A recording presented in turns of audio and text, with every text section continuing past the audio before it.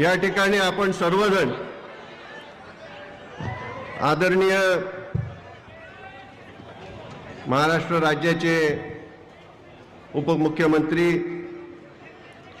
माननीय नामदार श्री एकनाथरावजी शिंदे साहेब यांना ऐकण्याकरता त्यांचं स्वागत करण्याकरता आपण उपस्थित राहिलेलो आहोत। त्याचप्रमाणे सातारा जिल्ह्याचे पालकमंत्री माननीय नामदार शंभूराज देसाई साहेब, माननीय नामदार महेशरावजी शिंदे साहेब, कोरेगाव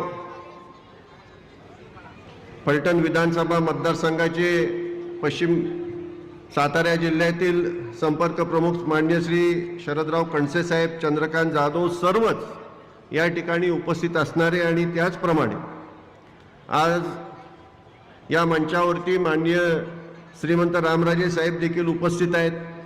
आमदार दीपकरावजी चव्हाण आहेत, रघुनाथ राजे आहेत, उमेदवार श्रीमंत अनिकेत राजे, त्यांच्या समवेत असलेले त्यांचे सर्व उमेदवार, सहकारी उमेदवार, आपण उपस्थित असणारे, आपण फलटण शहरातील, फलटणच्या ग्रामीण भागातील आलेले सर्व नागरिक बंधू आणि भगिनी, प्रास्ताविकामध्ये मी अधिक वेळ देऊ इच्छित नाही, कारण आपल्या सर्वांनाच या ठिकाणी आदरणीय शिंदे साहेबांना ऐकायचं आहे। या ठिकाणी जो काही शिवसेनेच्या संदर्भातला निर्णय घेतला गेला आहे, जी काही राजकीय परिस्थिती निर्माण झाली, त्या परिस्थितीमुळं, अस्थिर राजकीय परिस्थितीमुळं तालुक्याला, मतदारसंघाला, जिल्ह्याला कुठेतरी स्थिरता लाभेल अशा दृष्टिकोनातून घेतलेला हा निर्णय, आणि त्याचबरोबर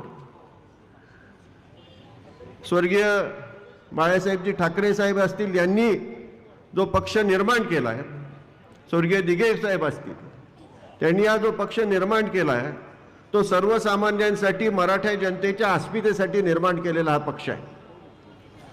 आणि त्यामुळेच आपली अस्मिता जागृत ठेवायची निश्चितच वेळ आलेली होती, आणि ही अस्मिता केवळ शिवसेनेच्या माध्यमातूनच जागृत राहू शकते असा आपल्या सर्वांचा त्या ठिकाणी विश्वास होता। आणि त्यामुळं आज आपण सर्वजणच आपल्या सर्वांच्या समवेत आज आपण शिवसेना पक्षामध्ये प्रवेश करण्याचा निर्णय करत आहोत। त्या निर्णयाला आपण सर्वांचं त्या ठिकाणी होकार आहे याची मला खात्री आहे। तसा होकार आपण आपल्यामधून व्यक्त केला तर अधिक बरं होईल।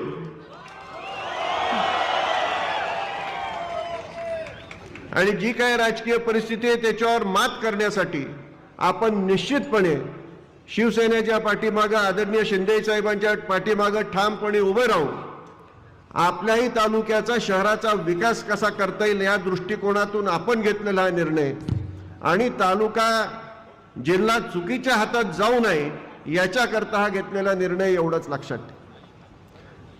आज नगर विकास खाते शिंदे साहेबांकडे आहे, नगरपालिकेची निवडणूक आहे, आणि या नगरपालिकेच्या निवडणुकीच्या माध्यमातून श्रीमंत अनिकेत राजे आज नगराध्यक्ष पदासाठी त्या ठिकाणी उमेदवार म्हणून आपणासमोर उभे आहेत।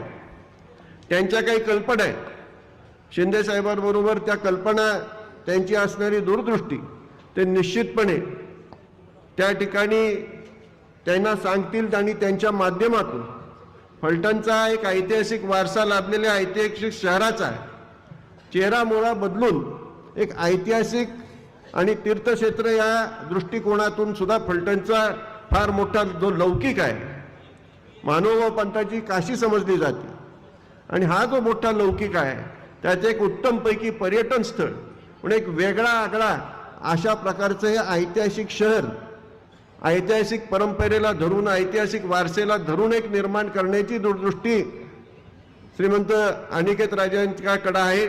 ती शिंदे साहेबांच्या सहकार्यातून, त्यांच्या मार्गदर्शनाखाली निश्चितच उतरवतील असा विश्वास व्यक्त करतो।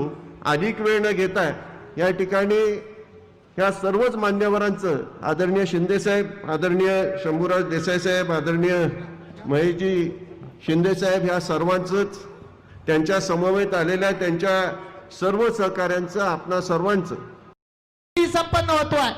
खरे मंचावरती आमंत्रित करतो श्रीमंत रघुनाथराजे नाईक निंबाळकर, श्रीमंत संजीवराजे नाईक निंबाळकर.